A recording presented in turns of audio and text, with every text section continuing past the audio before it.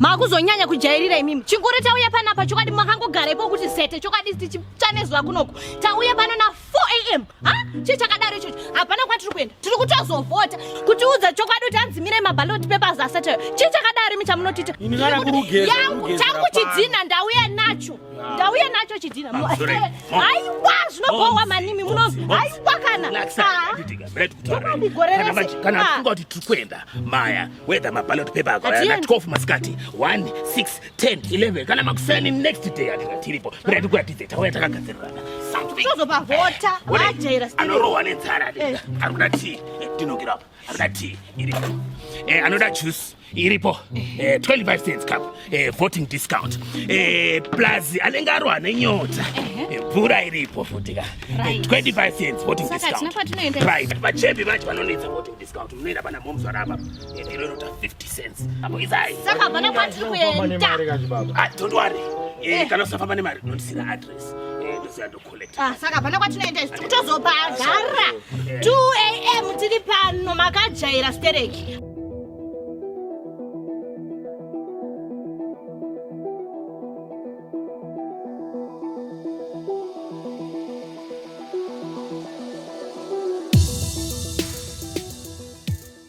My people, comrades and friends, welcome to an election special episode of The Week with me, Comrade Fatso. And what a ballot paperless week it's been. ZEC delayed voting at many polling stations, FARS were intimidating people all over the country, and Zanu PF were spreading fake CCC flyers across town. But first, this. Yes. Ndichitira vana vangu vakaenda kuma university nevazukuru vangu vane madegree vari kutengesa madomasi. Saka inini 5 years dzakawanda pane 1 day. Ini ndichavata pano kusvika zvanaka. Apanda ndinombotya nyika ino ndeyevanhu haisi yemhuka. Isu tinoda kuti tivhote vana vaende kuchikora vaende kumabasa varege kutengesa madomasi. Munoti munhu ari kuinvesti otengesa madomasi. Vanti mapepa hapana, stationary yacho iri kugadzira mapepa yacho iri kupi. The ballot will start, but nothing until now. Since 7 AM, and it's now about 3:30. We're still here. All we want is the ballot boxes to count for what 14. Then we vote. Are you going to stay until the election? I am going to stay. I'm sleeping here. We're not going anywhere. Zimbabwe's general elections on 23rd August was marred by embarrassing delays in the delivery of ballot papers, slow-moving queues, and blatant voter intimidation tactics. After 5 years of waiting, Zimbabweans were ready to go and cast their vote. But ZEC decided kuti, tagudira jeja manje. Many polling stations opened several hours late. Ballots weren't printed for many, and at others, ballots were just printed wrongly. An example of the chaos was ZEC admitting on Wednesday morning that only 23% of Harare's polling stations had opened on time, mainly due to lack of ballot papers. I see ZEC woke up on Wednesday and realized that they had to print ballot papers then. But guys, at least 40 wards were affected by the delays. They include 11 wards in Harare, which has the highest number of registered voters, as well as the province of Manicaland, which is a key battleground area between CCC and Zanu PF. Very convenient. Nelson Chambisa wasn't too impressed. The first crime on the part of ZEC is their culpability and complicity in allowing FARS to be an extension of ZEC processes. FARS is not supposed to be anywhere near ZEC processes and ZEC activities. But they have contaminated and polluted these processes by inviting a shadowy, spooky, ghosty organization that is not known at law.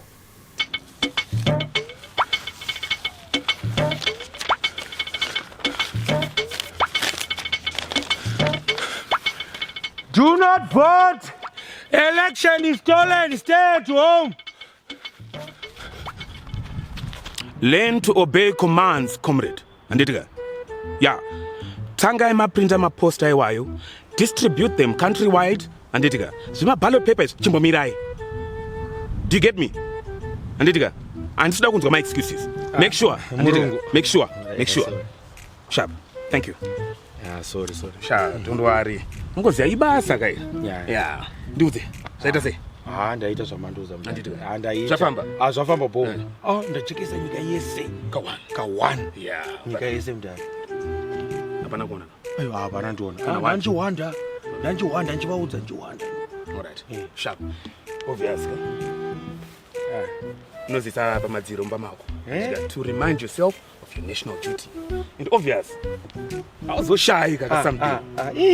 Thanks mudhara. Handiti. Ndasitorinawo hembe papa. Plus ndine favorite yako.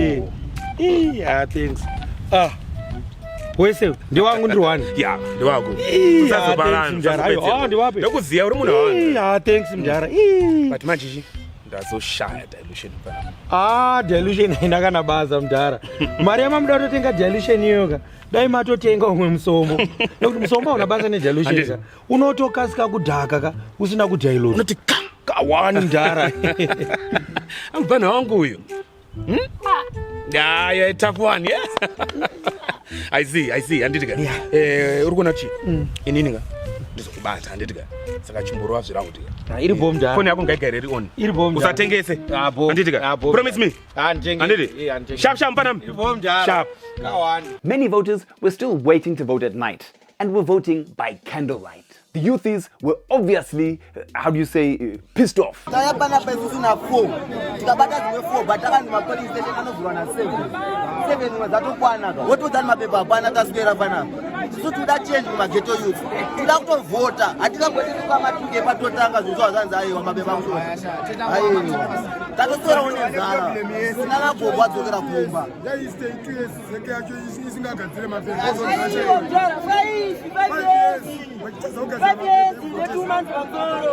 Saka inoti zeke ndobasa rei nairi. Inindruka hapana ramirira mayouth.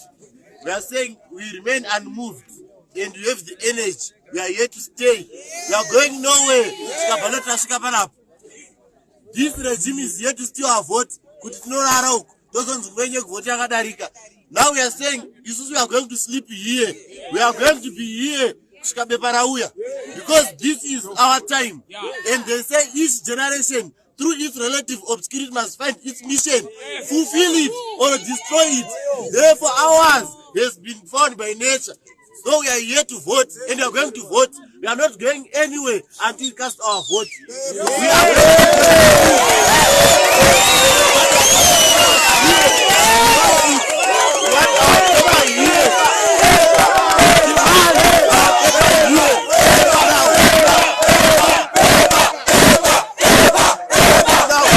This election fiasco led to ED giving Ambassador Day to go and vote. I mean, it took 9 hours to get ballot papers to places like Hague Park, Marantha and Glenora, which are like 15 kilometers from the CBD where the ballot papers were printed. But ku Uzumba, they arrived on time. But of course, did the Hurumend waste money pama 3-pisa eparali and forget that they had an election to fund? Or chitori chidiri nezek to frustrate the urban voters? I think it's the latter. Inonzi, voter suppression, trying to minimize votes in areas where you think you'll lose. Nonetheless, youthies were determined to vote by guinia and then to defend their vote. Some of them rushed straight from the shower, while others were playing games of nyemu while they voted.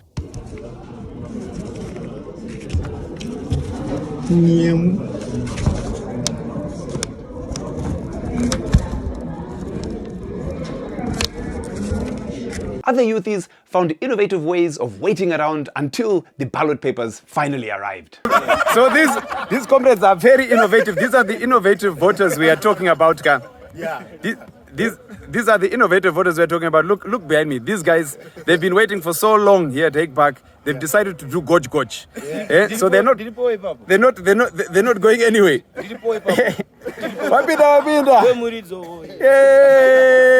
Muridzo. The gotch innovators. Ama youthies. Ndimunese. Mangwanani. Mamuka. Tamuka. Tune mavota. Atatu Alright.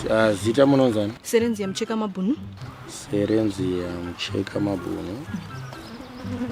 Dokumbirawo address yenyu. 72 na 75. Alright. Phone number. Aye, Papa. I'm going to go to my details here. What is China, man? I do the police station. You're Jare yoga. Papa, Jare yoga. At this point, money. Get away. Yo chiko ndatumwa na chairman. Yo ndatumwa na chairman.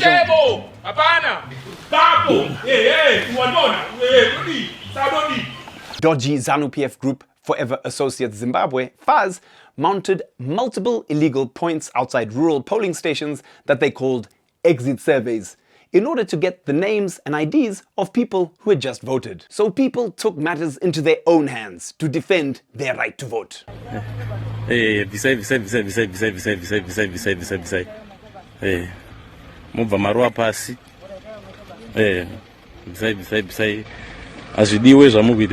Zimbabwe yese ndati muone bhuku iri randatora ranga richinyorwa vanhu vachichikidzirwa hatitendere izvozvo tichaona ndeve kuchechere. Themba Mliswa and his team were politely telling FAZ to exit from their own exit survey. What do you do as an aspiring MP when you lose? Lock the borehole that you drilled for those ungrateful voters. Yep. After losing to his CCC rival, Zanu PF's MP candidate for Chinhoyi, Thomas Chidzomba, has locked a borehole that he drilled whilst campaigning. Arowa Chidzomba, aloka tepe chibhorani chaakaisa, ndoda kuti mungoona kuipa kweZanu PF. Onai valoka chibhorani icho. Valoka icho. Valoka chibhorani icho. Valoka chibhorani. That will teach those pesky voters. Yo sanbate but seo chidaro. Seo chidaro. Ukadi ugara wandiudza sha kuti aude pano kuti unogara wandinyebera iwo. Unoza ndakakupa trust netime yangu, I gave you everything. Uchindisiya uchingoenda kunana puna kamuke airtime yako. Seo chidaro. I appreciate zvese zvandakakuitira development yese ndakaita padeni penyu ndakavhara makomba yese tarisana manakira akaita pavement ndikakupa mvura iwo urikuona kuchika ndiri kudzura bhoho rangu. I gave you free transport kuenda mutown kuenda kubasa wanzwa ndichikuitira zvese haunombobvira wazviona wangondisiya just like that.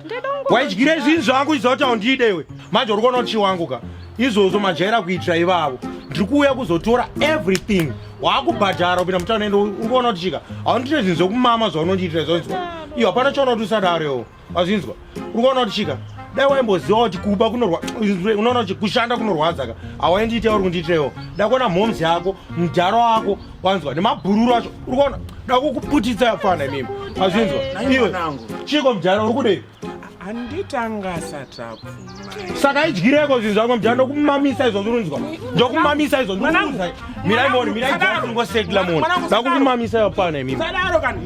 The situation remains tense as the ZRP has arrested 40 civil society staff, mainly from election monitoring organizations ERC and ZESNI. Hansi, they've arrested them in order to investigate. Isn't it supposed to be the other way around? Meanwhile, the police are also making threats against those planning to defend the vote. Hanzina Police Commissioner General Godwin Matanga, we also know that some political parties are currently recruiting youths from urban areas for deployment in some rural areas where they would coordinate these so-called defend the vote antics. We are, however, aware that these are machinations aimed at inciting violence. So, how do we defend the vote amidst all of this chaos? Technically, ZEC has got 5 days to release results. So take photos of the V11s outside your polling stations so that you've got proof. Then check out the Citizens Agents account on Twitter. And you can share your V11s with them so that they can compile them. And if you see any dodgy rigging stuff happening, like ballot papers arriving during the night, then tweet at ERC and at ZESNI. For live election results as they come out, check out our Elections 2023 dashboard. For live coverage of the election aftermath, follow our team at Open Parley and The Feed. Thanks for joining us on The Week. Follow Magama TV on social media. I've been Comrade Fatso, you have been the people, this has been The Week. Thank you, defend the vote and futzak.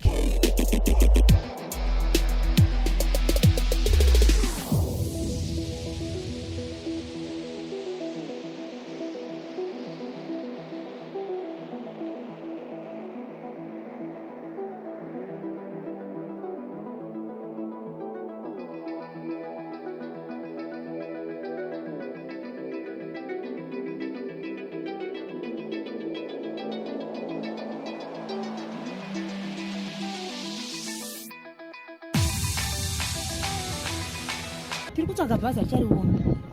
Bhazi ripi? Remusumedu. Musume kupi? Musume kumberengwa musume. Oh, makauya rini?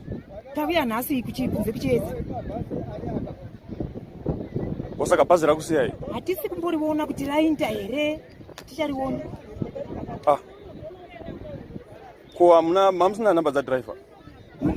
Hatisina. Indire white asiri supu.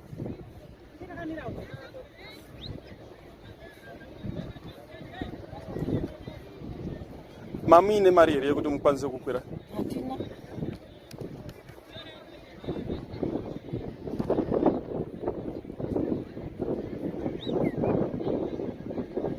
Ash, pakaipa.